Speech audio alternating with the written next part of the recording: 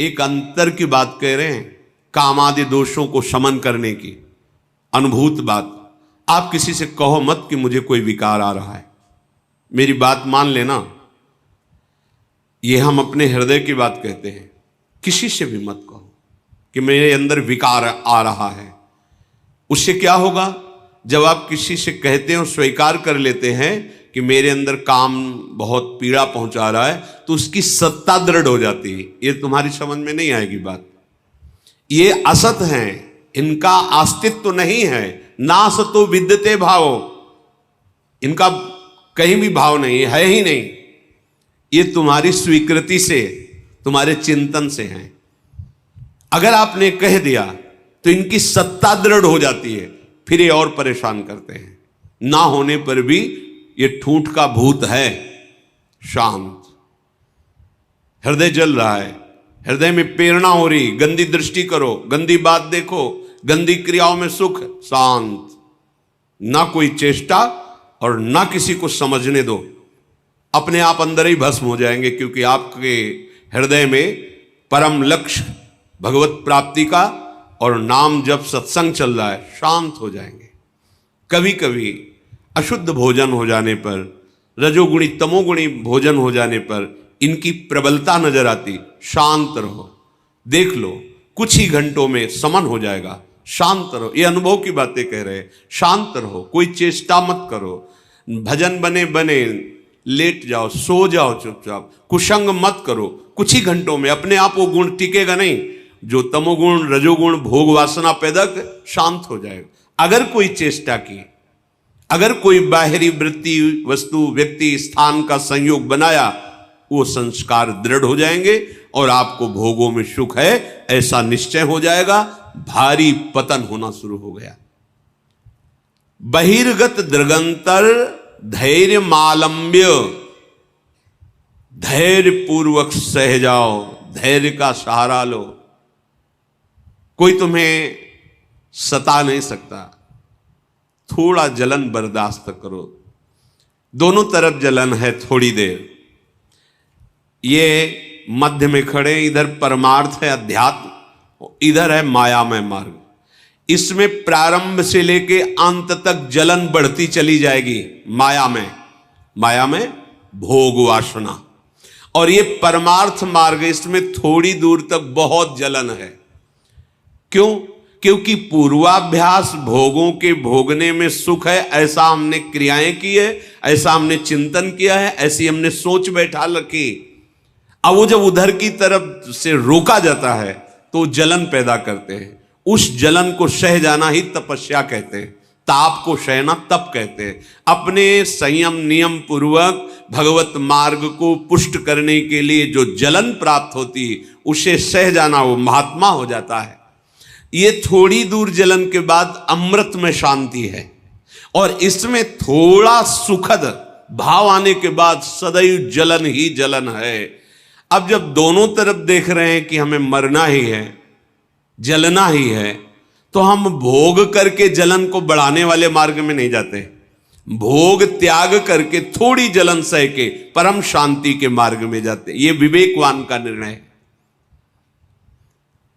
यदि आप ऐसे ही मन को छूट देते रहे, इंद्रियों को छूट में दे से तो सहा नहीं जा रहा।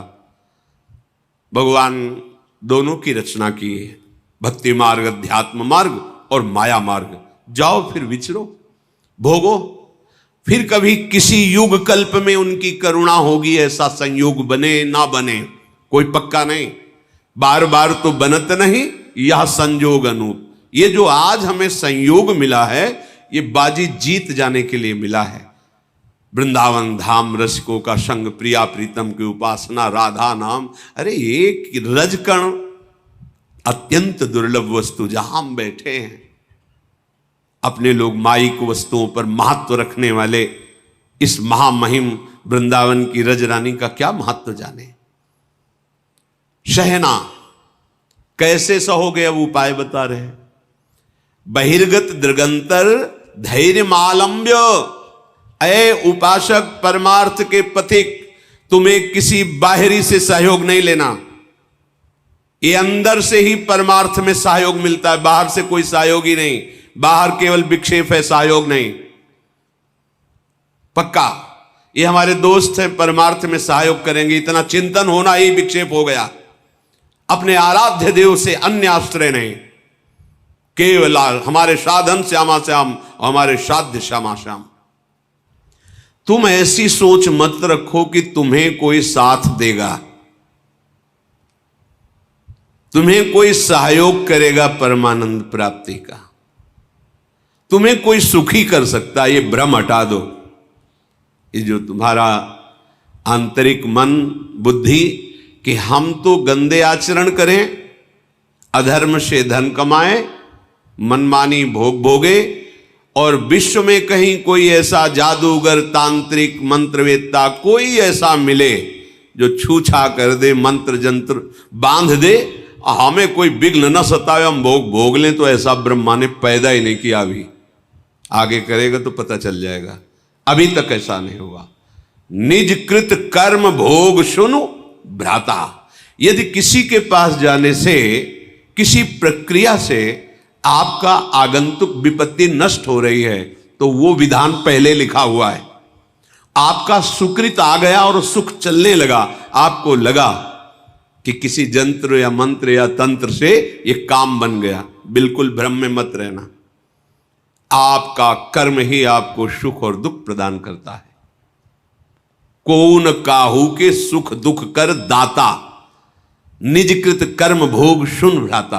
अब इस अध्यात्म की बात को कोई समझना चाहता है? नहीं।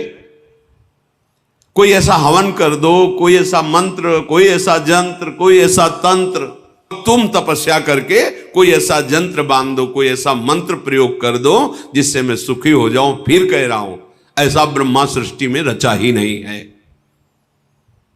यहां जो रचना है वो भगवान के द्वारा, वो कह रहे अवश्यमेव भोक्तव्यम कृतम कर्म शुभाशुभम। तुम्हें भोगना पड़ेगा अपने शुभ अशुभ कर्म। सामने खड़े हैं जो कर्तुम अकर्तुम अन्यथा कर्तुम सर्व समर्था ईश्वर, वो सामने खड़े हैं और अर्जुन से कह रहे हैं अपनी स्थिति ऐसी बनाओ कि कोई दुख तुम्हें व्याकुल न कर पावे, कोई सुख तुम्हें आए हर्षित न कर पावे। सुख दुख में तुम्हारी समान स्थिति हो, कोई विकार तुम्हारे हृदय को व्यथित करे और उसे तुम सह जाओ, तो तुम परम पद के अधिकारी हो जाओ। सामने परम पद विराजमान है, इनको सहो। जंत्र नहीं बांधा, कोई वहां धागा नहीं बांधा। क्या कह रहे हैं? तास्तित क्षस्व भारत सहो, ये आगमा पाइनो अनित्यास, ये नाशवान है, इनको सह जाओ। यम ही न व्यथ्यंते ते पुरुषम पुरुषर्षभ सम दुखा सुखाधीरम स्वमृतत्वाय कल्पते। अमृत पद का वही अधिकारी है जो सुख दुख को समान भाव से सहकर निरंतर भगवत चिंतन परायण। ये जन्म है मनुष्य का, इसीलिए मिला है। अरे बातुल भूत विवश मतवारे, भोगों में मतवारे, रजोगुणी तमोगुणी वृत्ति धारण करने वाले अध्यात्म को स्वीकार करेंगे क्या? अगर स्वीकार कर ले तो अभी मंगल हो जाए। उनकी समझ में आएगी ये बात, सब ऐसे ही है, क्योंकि उनको सत्य संसार लग रहा है, उनको मैं शरीर लग रहा है, भोग उनको सुखद लग रहे हैं। अब उस सुख को प्राप्त करने के लिए धर्म अधर्म कुछ नहीं देखना, बस भोगना है। ऐसे लोग कहीं अध्यात्म की बातों को समझते हैं, अध्यात्म उनके हृदय में कहीं प्रकाशित होता है सामर्थ्य, पर वो स्वीकार नहीं कर सकते। इसलिए बहिर्गत दृगंतर धैर्य मालंब, ये बाहरी दृष्टि छोड़ो, धैर्य पूर्वक चलो। इस मार्ग में या इस जन्म में जो हमें भगवदानंद की प्राप्ति करनी, बहुत हिम्मत वाला बनना है।